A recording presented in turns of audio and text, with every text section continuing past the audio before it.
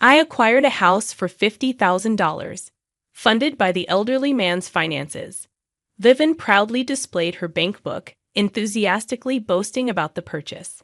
Despite my attempts to maintain composure and avoid being easily surprised, I couldn't stifle my laughter. In this moment, Vivian questioned my amusement, prompting me to explain. However, instead of expressing shock, I continued to laugh heartily in her presence. After a prolonged bout of laughter and the inability to articulate words, I regained my composure. Addressing Vivian, I apologized, saying, "Sorry for you." She seemed perplexed, prompting me to sadly point at the bank book she held. "My name is Rita, and ever since I married a man 10 years my senior, I've been a target of gossip. My husband, already wealthy with multiple companies and ample resources, was considered a catch. People assumed I married him for his money, given the age difference. However, the truth was different. My husband had experienced poverty in his earlier life, abandoned by his gambling-addicted father, leaving him and his mother in a small apartment. As the landlord's daughter in that building, I had no peers my age. Consequently, my future husband, 10 years older than me, became my playmate. Despite my attraction to him, I never coveted his wealth.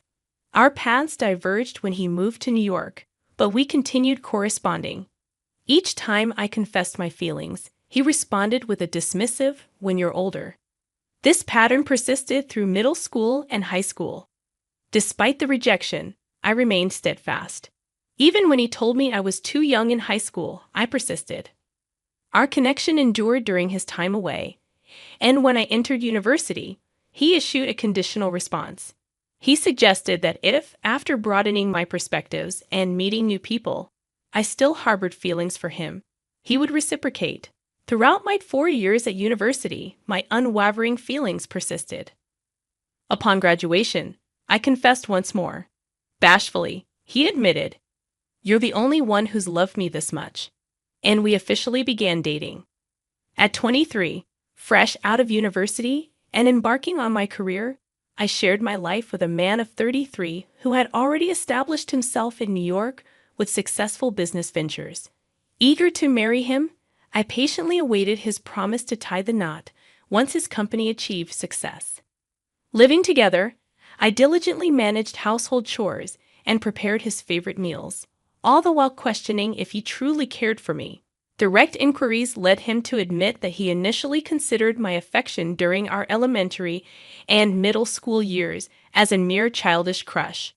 However, as my declarations persisted through high school and college, he began to feel shy and acknowledge the depth of my feelings. Worried during my college years that I might find someone else, he shared that he had never dated before due to focusing on studying and overcoming his impoverished background. Despite the skepticism surrounding our age gap, we were confident in our commitment and dismissed the notion of betrayal. With a $12 million asset, we encountered assumptions that our relationship was driven by financial motives or future insurance benefits. While some recognized our long history, others stubbornly clung to stereotypes about wealthy individuals. In social settings, gossip surrounded us, but my husband, despite the frowns, encouraged me to ignore it. Unaffected by external opinions, our love remained steadfast, bolstered by my husband's unwavering trust. Several years into our marriage, we welcomed our eldest son, Peter, followed by our second son, Dan, the next year. Despite financial comfort, we chose not to disclose our wealth to them, teaching them the value of money from elementary school. They received allowances for household chores and learned financial management through unique piggy banks and account books.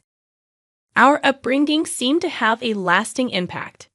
By the time Peter and Dan reached high school, rather than asking for pocket money, they expressed a desire to work for what they wanted. Peter secured a job at a cafe, while Dan found employment at a bookstore. Their mutual respect for each other's interests filled me with anticipation for their futures, a sentiment echoed by my husband. He remarked, "I'm excited to see what kind of women they'll end up with." I responded, acknowledging the evolving nature of relationships in contemporary times, whether it be someone of the same gender or choosing a single life. Sharing a laugh, my husband and I agreed that as long as our sons were happy, that's what truly mattered. Our aspirations were simple. We wanted our two sons to find happiness in whatever path they chose. Little did we anticipate that our eldest son's choice of a life partner would prompt us to exclaim, "You're marrying her?" One day, Peter approached us during a family dinner after he and Dan had graduated from university, started working, and moved out. In a celebratory atmosphere, he shared, "I want to introduce a woman to you, Mom and Dad. I've been dating her, and I'm thinking of marrying her in the future." Rita, my husband, and Dan responded with excitement, expressing their eagerness to meet her. Peter brought the woman, Vivian, to our house, and her first reaction was a wide-eyed admiration of our home. "Wow, what a fantastic house! This is what a wealthy family's home looks like. Someday, I'll be living in this house too. How wonderful!" she exclaimed while gazing around. Peter watched her with a fond smile. As we greeted them, Vivian introduced herself as a model, though she used a stage name. She asked if we knew her, and I admitted that I occasionally looked at magazines but never paid much attention to the models, leading to a candid no from me. Vivian nodded in understanding, and then, to my surprise, remarked, "I guess you might be younger than my father-in-law, but you're still quite old. So you probably don't read the kind of magazines I appear in, huh?" I was taken aback, questioning if I had just been insulted. The idea of being mocked by my future daughter-in-law at our first meeting seemed unimaginable. However, considering I don't often read magazines featuring models around her age, her comment might have been accurate. I reassured myself that she likely didn't mean any harm. Trying to shift the conversation, I asked about Vivian and Peter's relationship. She inquired if we had an arranged marriage due to the 10-year age gap, to which I clarified that we didn't. She then shared that she and Peter were in a love marriage, prompting her curiosity about how we managed to stay together for so long. Her probing continued, questioning if our marriage was unwanted and how we navigated the age difference. I couldn't help but think of the irony, considering the length of time I had harbored a crush on my husband before our marriage.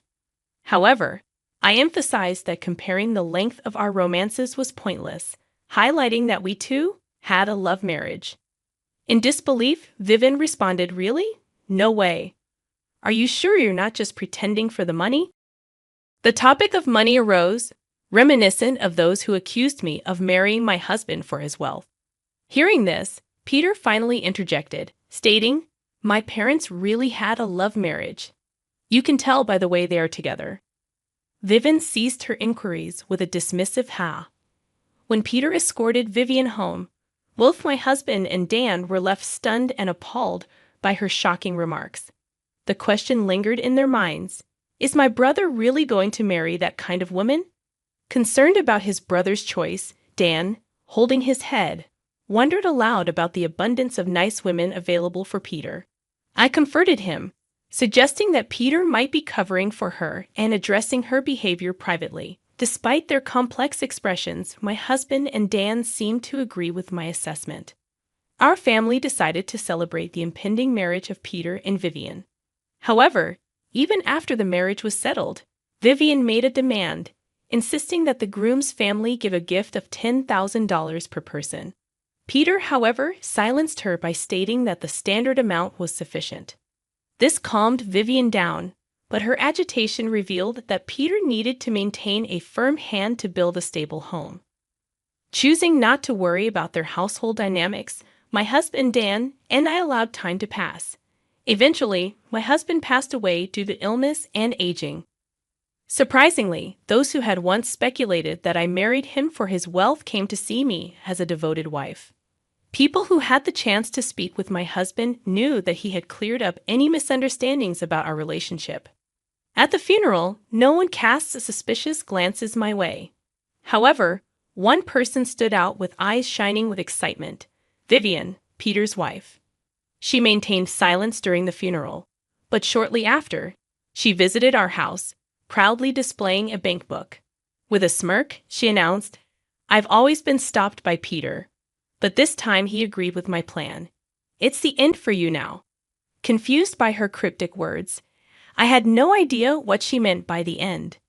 With that bank book, she proceeded to boast about buying a house for $500,000 with the old man's money, a reference to my deceased husband.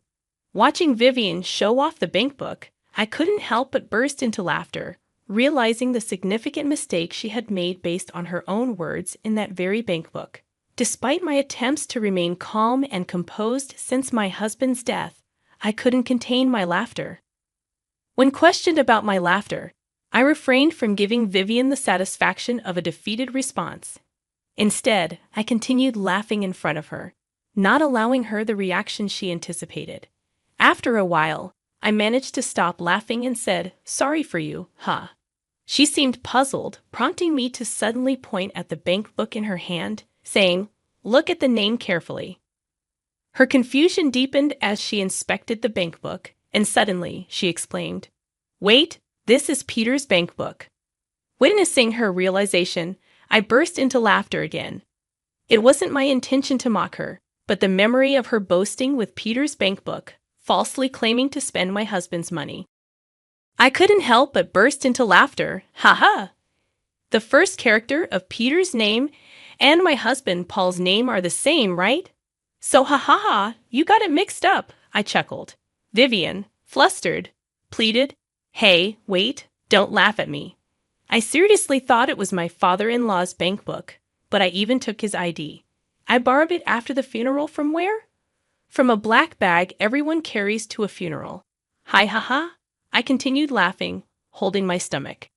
As it turned out, the bag from which she took the bank book belonged to her own husband, Peter. She had mistakenly believed it to be my deceased husband's bank book. But I bought a house for $500,000 with it. Do you have $500,000 to borrow a house? Would you pass the mortgage screening? She stammered. Well, that Peter was with me, so I had him do it, I replied, finding the situation increasingly hilarious. Vivian had discovered the bank book in her husband Peter's bag and must have suggested buying a house with the account holder Peter. Seeing the amount in the bank book, she proposed buying a house for $500,000. Since Peter and Vivian were living in an apartment, Peter might have thought it was time to buy a house. For Peter, it was simply buying a house with his own earned money, but Vivian mistook it for my husband's bank book and thought she could use it. Not being the account holder, I assumed it was the bank book with my husband's insurance money in it. As the beneficiary of my husband's insurance, any money transferred would go into my account. Besides, normally, you can't use the account of someone who has passed away. Vivian's face turned red at my words. Soon after, Peter and Vivian's parents appeared at our house. Peter casually approached Vivian, and her parents, looking pale, came to me, bowing repeatedly. They'd apologized for their daughter's rudeness. As I listened, surprised, Vivian's parents explained what had happened. After Peter and Vivian decided to buy a house and completed the contract, an excited Vivian texted her mother, "Got a mansion with the dead father-in-law's insurance money. I'll invite you over once we move in." Now I'm going to brag to the money-hungry mother-in-law about buying a house with the money she was supposed to get. Panicked, her mother showed the message to her father, and they both contacted Peter in a hurry. Peter, calmly responding, brought them to our house. I'd always kept an eye on Vivian, expecting her to mess up sometimes, but I never thought she'd mix up my bank book with Dad's. Peter and I laughed as much as we could when we realized Vivian's mistake. Vivian's parents told her to apologize, their faces still pale, but Peter and I continued to laugh, creating a chaotic scene. Once we stopped laughing, Vivian's parents apologized, and a flustered Vivian also apologized to us. I assured them, saying, "Oh, it's all right. In the end, I haven't suffered any harm."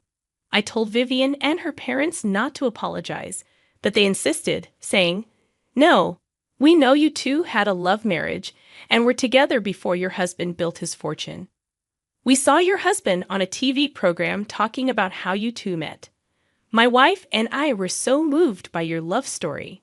As I exclaimed in surprise, Peter sitting next to me explained, "Ah, I thought Mom didn't know." Dad couldn't stand seeing Mom misunderstood, so he talked about it everywhere, and it reached the ears of a TV station. They thought it was a great story and broadcasted how Mom and Dad met. Was that what you was asking about a few years ago when he wanted to tell people our story? I realized the legacy my husband had left behind, and our daughter had caused such a disgrace. When Dan, the younger son, heard about it later, he said, "I just can't understand my brother's thinking," looking skyward. When I asked Peter why he loved her so much, he replied with a laugh, "She's never boring to watch." Remembering how he made me laugh during my grief after my husband's death, I felt I understood what he meant. Being with her probably meant no time for minor worries or sulking.